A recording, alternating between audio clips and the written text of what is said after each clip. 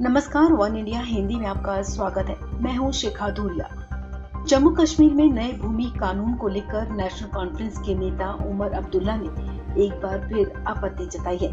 गुरुवार को उमर अब्दुल्ला ने कहा कि देश में खासकर पूर्वोत्तर के कुछ राज्यों में जमीन के मालिकाना हक से संबंधित विशेष कानून है, जहां दूसरे राज्यों के लोग जमीन नहीं खरीद सकते। उन्होंने सवाल किया कि जम्मू कश्मीर में इस तरह का कानून क्यों नहीं हो सकता। पूर्व मुख्यमंत्री ने कहा, हिमाचल प्रदेश, सिक्किम, मेघालय, नागालैंड जैसे कई राज्यों और केंद्र शासित क्षेत्रों में भारतीय आज भी जमीन नहीं खरीद सकते।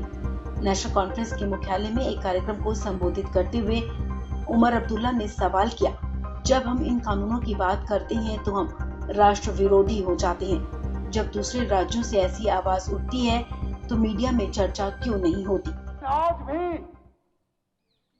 वो लोग जो दिल्ली में कहते हैं कि हमने जम्मू कश्मीर के साथ 5 अगस्त को ये सब किया, इस रियासत को पूरी तरह इस मुल्क के साथ मिलाने के लिए, आज भी वो हमारे साथ फर्क करते हैं।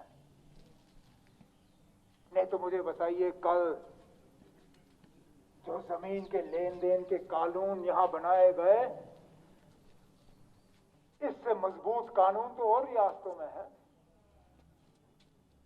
आज भी इस मुल्क का बाशिंदा आजादी से हिमाचल प्रदेश में जमीन नहीं खरीद सकता। लक्षद्वीप, अंडमान निकोबार, नागालैंड, मेघालय, सिक्किम में कितनी रियासतों के नाम लूं जहां इस मुल्क का बाशिंदा जमीन नहीं खरीद सकता। लेकिन पता नहीं हम जम्मू कश्मीर के लोगों का क्या कसूर है कि अंधाधुन इजाजत दी गई यहां लोगों को आने की और जमीन खरीदने की।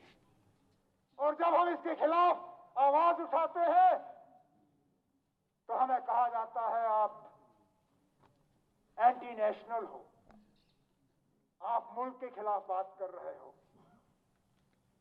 जनाब, जो हम बात कर रहे हैं वो इस मुल्क के आईन में ही तो दर्ज था।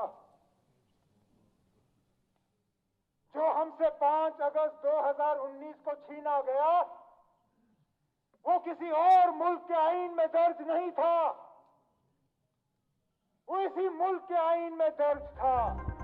उमर अब्दुल्ला ने आरोप लगाया कि बीजेपी नेतृत्व वाली केंद्र सरकार जम्मू कश्मीर में मुख्य धारा के दलों को हाशिए पर धकेलने की कोशिश कर रही है। उन्होंने अपनी भूमि और पहचान की रक्षा की लड़ाई में सभी दलों से साथ आने की अपील की है। उन्होंने कहा, दिल्ली वाले क्या चाहते हैं? क्या वो हमें मुख्य धारा से हटाना चाहते हैं? उमर अब्दुल्ला ने कहा कि हम अपनी पहचान और जमीन की रक्षा की लड़ाई लड़ रहे हैं। उन्होंने कहा कि पिछले साल लोकसभा चुनाव के बाद राजनीतिक दलों को उम्मीद थी कि जम्मू कश्मीर में विधानसभा चुनाव होगा। उमर अब्दुल्ला ने कहा, लेकिन आज भी हम अपनी पहचान के लिए लड़ रहे हैं। आपको बता दें कि गृह मंत्रालय ने जम्मू कश्मीर में जमीन खरीद बिक्री के संबंध में मंगलवार को महत्वपूर्ण सूचना जारी की थी। मंत्रालय की तरफ से किए गए निर्देश के मुताबिक अब केंद्र शासित प्रदेश में कोई भी व्यक्ति जमीन खरीद सकता है और वहां बस सकता है।